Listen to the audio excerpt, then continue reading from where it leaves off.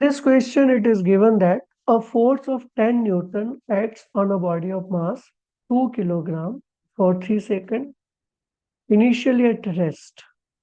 Okay, तो ये दिया हुआ है कि एक 2 किलोग्राम का कोई भी ऑब्जेक्ट है, कोई भी जिसका मास 2 किलोग्राम है, उस पर हम 10 न्यूटन का फोर्स अप्लाई कर रहे हैं 3 सेकंड तक। इनिशियली जो बॉडी था वो रेस्ट पे था, रुका हुआ था। अब देखो फोर्स इस पे लगा रहे हैं उस ऑब्जेक्ट पे, तो हमने पढ़ा है कि when ever a force is applied on a body, और वो भी कैसा फोर्स, अनबैलेंस फोर्स। तो यहाँ पे भी एक सिंगल फोर्स लग रहा है, तो सिंगल फोर्स अनबैलेंस फोर्स है। उसके कारण तो ऑब्जेक्ट में क्या होगा, कुछ एक्सेलरेशन प्रोड्यूस। तो एक्सेलरेशन कितना प्रोड्यूस होगा, that we can find out by using Newton second law of motion. So second law of motion से हमको एक फॉर्मूला मिला था, force is equal to mass into acceleration, F is equal to M into A. तो यहां से हम acceleration निकाल सकते हैं। तो एक्सेलरेशन क्या हो जाएगा, force by mass. Okay, so force given है 10 न्यूटन, मास है 2 kg, एक्सेलरेशन आ जाएगा 5 मीटर पर सेकेंड स्क्वायर। ओके, तो देखो इसमें क्या पूछा है, कैलकुलेट। फर्स्ट पार्ट में पूछा है the velocity acquired by the body. तो ये हमको फोर्स 3 सेकेंड तक लग रहा है, इनिशियली बॉडी रेस्ट पे था, उसका एक्सेलरेशन हमने कैलकुलेट कर दिया 5 मीटर पर सेकेंड स्क्वायर। तो हमको क्या फाइंड करना है कि after 3 second what will be the velocity of the body. ठीक, velocity acquired by the body का मतलब क्या है, आफ्टर 3 सेकेंड, मतलब जब हमने फोर्स लगाना बंद कर दिया उस टाइम बॉडी का क्या वेलोसिटी था। ठीक, तो देखो यहाँ पे जो फोर्स लग रहा था 3 सेकेंड तक, वो एक कांस्टेंट फोर्स था, तो उसके कारण जो एक्सेलरेशन था बॉडी का वो भी कैसा था, एक कांस्टेंट और यूनिफॉर्म एक्सेलरेशन। तो हमने यूनिफॉर्मली एक्सेलरेटेड मोशन की इक्वेशंस पढ़ी है, तो उसमें से एक इक्वेशन ये था कि final velocity means velocity after time t, okay, is equal to initial velocity plus acceleration of the body into time for which body is accelerating, v is equal to u plus at। Equations of uniformly accelerated motion में हमने ये equation पढ़ा है। ठीक, तो यहाँ पे जो हमारा फाइनल वेलोसिटी कैलकुलेट करना है फर्स्ट पार्ट में, initial velocity, because initially the body was at rest, initial velocity 0, acceleration हमने कैलकुलेट कर दिया 5, टाइम है 3 सेकेंड। सो वेलोसिटी क्या हो जाएगा, 15 मीटर पर सेकेंड।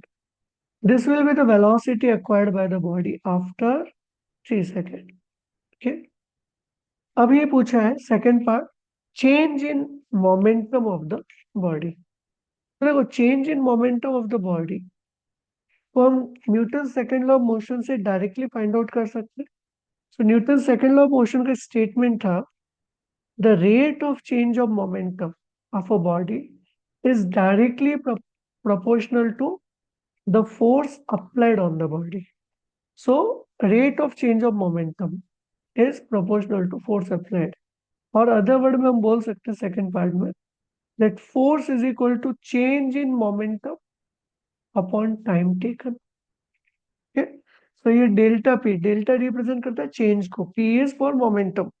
तो force is equal to change in momentum divided by time taken for that particular change. तो यहां से हमको फाइंड क्या करना है, चेंज इन मोमेंटम। तो हम लिखेंगे delta P, change in momentum is equal to force into time.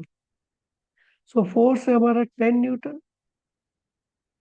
Time कितना लगा, 3 सेकेंड तक लगा, तो जो चेंज इन मोमेंटम आ जाएगा वो आ जाएगा 3 न्यूटन इंटू सेकेंड। और मोमेंटम का एक और यूनिट होता है केजी इंटू मीटर पर सेकेंड। तो चेंज इन मोमेंटम हो जाएगा 30 केजी मीटर पर सेकेंड और 30 न्यूटन इंटू सेकेंड। ओके, तो इस तरह से हम ये कैलकुलेट कर सकते हैं। एक अदर मेथड और है चेंज इन मोमेंटम का, तो वो सेकंड मेथड देख लो। तो चेंज इन मोमेंटम क्या बोलते हैं, फाइनल मोमेंटम माइनस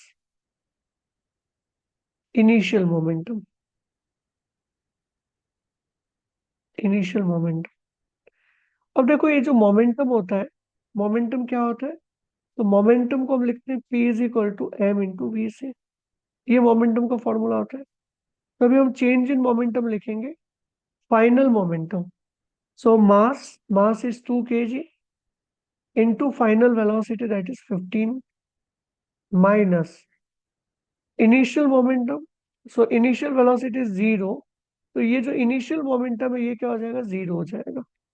तो इधर से भी चेंज इन मोमेंटम को वही मिलेगा, 30 minus 0 that is, we can write 30 minus 0 is 30, again 30 newton into second लिख लो, और you can write 30 kg into metre पर सेकेंड। ये दो मेथड है to find out change in momentum. एक तो Newton's second law of motion लगा सकते हैं, या डायरेक्ट हम change in momentum is equal to final momentum minus initial momentum. ठीक है।